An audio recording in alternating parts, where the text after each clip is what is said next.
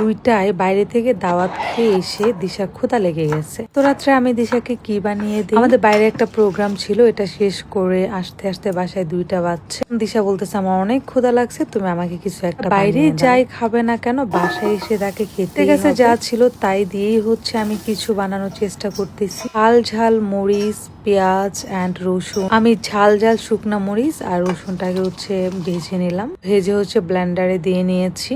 দেন আমি সুন্দর করে কিশোরগঞ্জে কিছু শুটকি ভেজে নিচ্ছি। এই মুহূর্তে আমার বাসায় কোনো পাতা ছিল না, থাকলে যে কোনো শাক বা পাতার সাথে এটাকে ভাজতাম, বাট যেহেতু না আমি এটাকে সুন্দর করে ভেজে নিয়ে তেল দিয়ে নিয়েছি। তো এই যে আমার ভাজাটা হয়ে গিয়েছে, এটাকে আমি সুন্দর করে ব্লেন্ডারে নিয়ে নিচ্ছি এবং আমি যে কাঁচা পেঁয়াজ গুলা কেটেছিলাম সে পেঁয়াজ গুলা আমি এই ব্লেন্ডারে সুন্দর করে দিয়ে নিব। যে আমি দিয়ে নিলাম, দিয়ে এখন আমি এটাকে কি করবো, কিশোরগঞ্জের স্টাইলের মজা করে একটা ভর্তা করবো। কিশোরগঞ্জের স্টাইলে শুটকি ভর্তা। শুটকি ভর্তাটার এত সুন্দর স্মেল আসছে, অনেক ঝাল করে করেছে। আমরা কিশোরগঞ্জ ময়মনসিংহ এর মানুষ একটু ঝাল খেতে অনেকে পছন্দ করি। এইখানে গতকালকে আমি রান্না করার জন্য এতগুলা চাল ডাল ভিজিয়েছি। এত খিচুড়ি কে খাবে, তো কিছু আমি রেখে দিয়েছিলাম, তো সেটাকেই সুন্দর করে ব্লেন্ডারে ব্লেন্ড করে নিয়েছি। সাথে দিয়েছি চাট মশলা এন্ড দিচ্ছে হলুদের গুঁড়া, জিরার মরিচের গুঁড়া, যা যা মশলা বাসায় ছিল আমি সবগুলাই দিয়ে নিচ্ছি।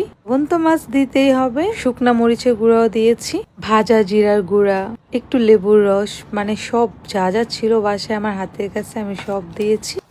আমি সুন্দর করে মিক্সড করে নিচ্ছি। এইটাকে যত মিক্সড করা যায় তত বেটার হয়। রাতে মাঝরাতে এর থেকে মজার খাবার আমার মনে হয় না আর কিছু। ঈশার বাইনা, আমি জানি না ও বাইরের খাবার বেশি একটা পছন্দ করে না, বাট বাসায় ওকে যা বানিয়ে দিব তাই খাবে, তাই খেতেও পছন্দ। কিশোরগঞ্জের বাসায় এই পিঠাটাকে বলো পাটি সাপটা, বলো পাড়ি সাপটা। আপনাদের মানে অন্যান্যরা চিনে একভাবে, আমরা চিনি অন্যভাবে। এই ঝাল ঝাল একটা পাটি সাপটা পিঠা, ঠিক আছে। তো এটাকে আমি সুন্দর সমান করে নিচ্ছি। আর এত সুন্দর স্মেল আসতেছিল, সবগুলা মশলার স্মেলে পুরো রুমটা গন্ধ মোমো করতেছিল। আর দিশা আমাকে বলতেছিল কখন হবে, আমি তেলের মধ্যে এটা দিয়ে দিলাম, দিয়ে এই পাশে ওই পাশে করে দিলাম। দিশার মিসের হাতে তেল পড়েছে, ওর মতো ক্যামেরা ধরে রাখছে, একদম মচমচে হওয়া চাই। যেহেতু ডাল আছে, অনেক প্রকারের ডাল আমি দিয়েছি দেখেছেন, এটা তো মচমচে হবে। সাথে আমি পোলাওয়ের চাল দিয়েছি। তো আমি এটাকে বারবার উল্টে পাল্টে, তার মধ্যে আমি মানে লবণ দিয়ে সুন্দর করে মিক্স করে নিয়েছি।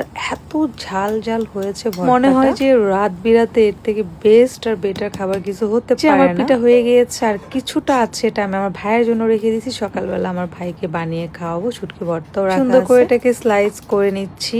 এখন আমাদের খাবার পালা। এত বেশি মুচমুচে হয়েছিল, আমি তো প্রপার ডায়েটে আমি খাবোই না, বাট এত মজার খাবারকে আর ডায়েট করা যায় বলো? চোখে ঘুম ঘুম, আমি বললাম যে তুমি ঘুমাচ্ছ না, তাহলে ঘুম ঘুম বাপ কেন তুমি খাবে? কিশোরগঞ্জের সেরি বুঝছেন, আর তো কিশোরগঞ্জের ভর্তা, ভাতের চালের ভাত, মানে তারপর পানি ভাত, এইগুলা খাইতে খুব গরম ছিল আর খুবই মজার ছিল খেতে, জাস্ট অসাধারণ। তো আমাকে বলতেছিল খাবার বলো, যেখানের খাবারই বলো, আমার কাছে বেস্ট খাবার মনে হয় যে শুটকি ভর্তা, এর থেকে বেস্ট খাবার আর আমার লাইফে কিছুই হতে পারে না। আরে না, এটা তুমি কিশোরগঞ্জের মেয়ে, দ্যাটস ওয়াই তোমার কাছে এটা ভালো লাগে, কারণ বেলা থেকে আমরা যা খেয়ে অভ্যস্ত, তোমাকে সেটাই খাওয়াইছি, দ্যাটস ওয়াই তোমার কাছে এটা। আর মায়ের হাতে শুটকি ভর্তার কাছে পৃথিবীর সব খাবার ফেল আমার কাছে মনে হয়। দিশার কাছে মনে হয় তার মায়ের হাতে শুটকি ভর্তা বেস্ট, মানে আমি জানি না, সবারই মনে হয় মায়ের হাতের খাবারে অনেক বেস্ট। সব সন্তান কাছে আমি যাই রান্না করি তাই তার কাছে ভালো লাগবে, এন্ড আমার বোন যা রান্না করে তাই তার ভালো লাগবে। এই যে দিশার মিসকে ডাকলাম